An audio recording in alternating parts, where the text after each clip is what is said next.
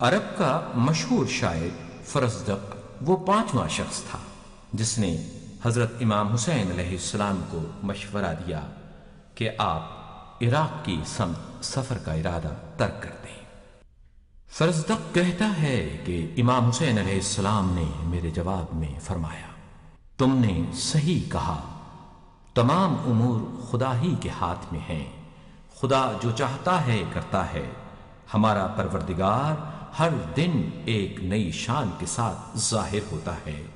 اگر حالات ہماری خواہش اور مرضی کے مطابق رہے تو ہم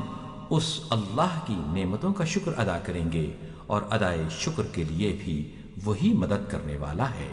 لیکن اگر حوادث ہمارے اور ہماری آرزوؤں کے درمیان رکاوٹ بن گئے اور حالات نے ہماری خواہش کے مطابق رخ اختیار نہ کیا، تب بھی جس کی نیت حق ہو اور جس کے دل میں خوف خدا ہو وہ راہ حق سے گمراہ نہیں ہوا ہے۔ فرزدق کہتا ہے، جب امام علیہ السلام کی گفتگو یہاں تک پہنچی تو میں نے عرض کیا کہ یقیناً آپ علیہ السلام نے درست فرمایا، خدا خیر کرے گا۔